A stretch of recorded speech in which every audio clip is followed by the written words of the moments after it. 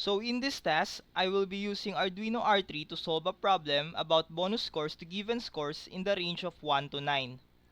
The gist of the task is a program reads a digit as an input.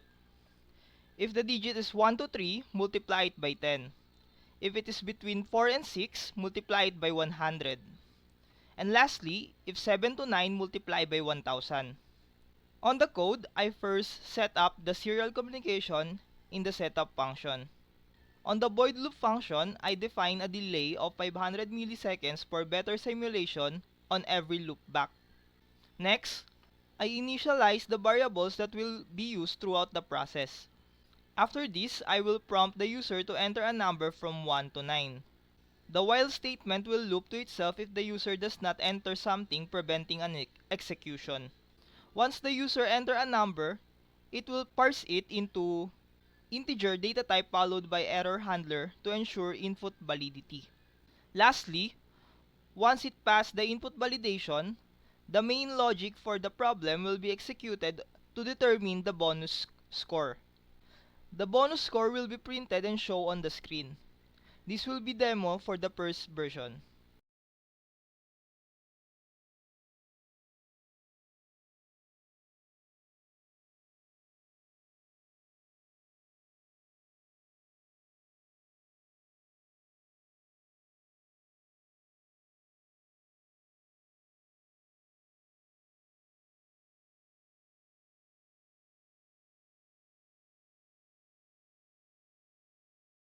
Furthermore, it was required to have a different versions, which is the if-else and the switch case.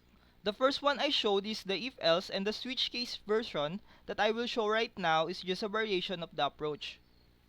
I just reuse the code up to the error handler.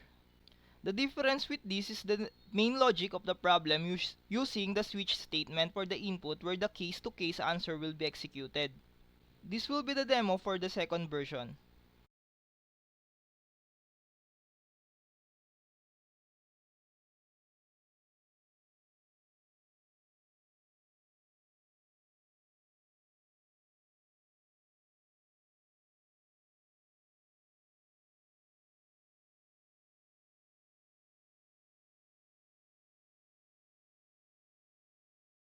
For problem number 2, the task is to prompt user 2 out of 3 primary color to create secondary color. If red and blue, you'll get purple. Red and yellow yields orange. And blue and yellow, you get green.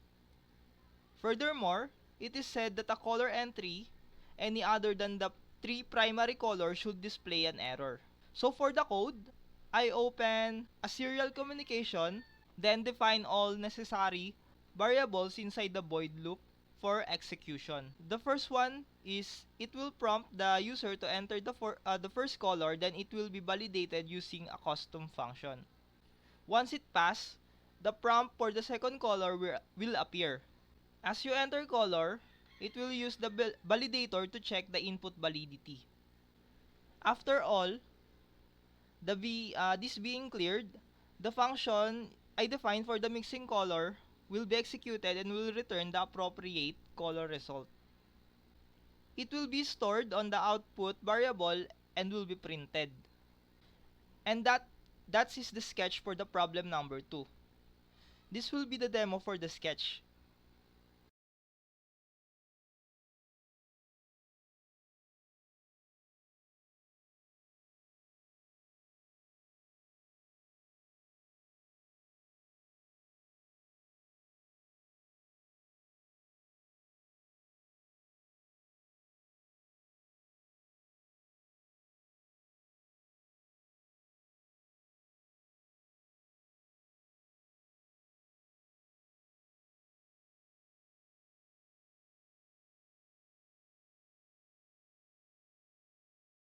So Mr. Bacolod already demonstrated problem 1 and problem 2. Now I will demonstrate the geometry calculator. It will have 4 choices. When the user enter 1, the problem should ask the radius of the circle and then display the area. Use 3.14159 for pi and the radius of the circle for r. And when the user enters 2, the program should ask for the length and width of the rectangle. and then display the rectangle's height. If the user enters 3, the program should ask for the length of the triangle, base, and its height, and then display its area. And lastly, if the user enters 4, the program should end. It also has an input validation that if the user enters an input that is not 1 to 4 and also a non-number, it will not accept it. It will not also accept negative numbers. So let's try our code. As you can see, it displays the geometry calculator choices. And when I input 1, it asks for the radius of the circle. So let's try 3. And it will display the area. Now let's try negative 3. As you can see, it errors because of the input validation in the code, in which I will explain later. Now let's try 2. It asks for the length first. Let's try 10. And it asks for the width. Let's try 5. And then it will display 50. Now let's try again a negative number. See? It will prompt you to ask to input a positive number again. And now let's try 3. It will ask for the base first, so let's input 3. And then the height, 5. And the area will be 7.5. Now let's try again the prompt for negative number. It will still have the validation of a positive number. And lastly, let's try the 4, in which it exits. Also, the feature try again has been showing if the code is not yet terminated. Now, let's explain the code. Let's start with the boolean should run.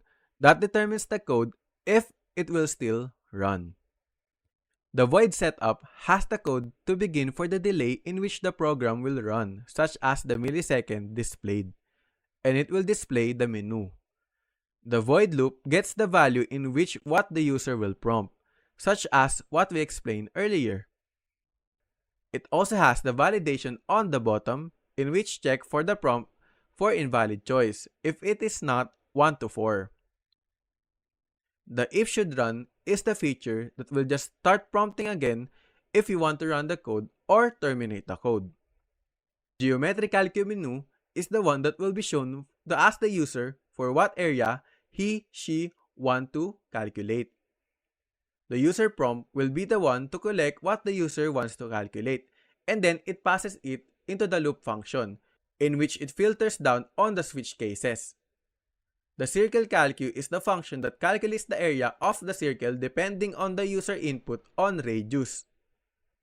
The rectangle calcu is the function that calculates the rectangle depending on the length and the width of the rectangle and based on the user input again. And triangle calcu is the function that calculates the area of the triangle depending on the length and height of the triangle, depending again on the user input. And the positive validation function is what checks if the user prompted a negative number, and it will ask to prompt for a positive value.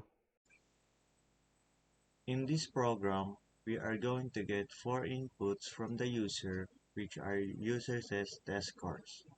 The program will display the average score of the 3 highest test scores, lowest test score, and grade in the course according to the shown table.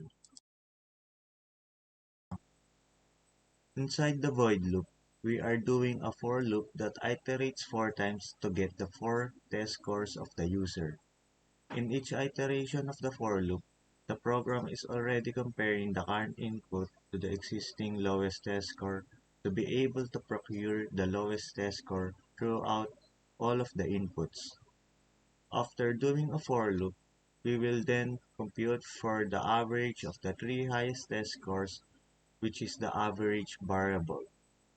Ultimately, the program will evaluate the letter grade based on the average using a series of if and else statements.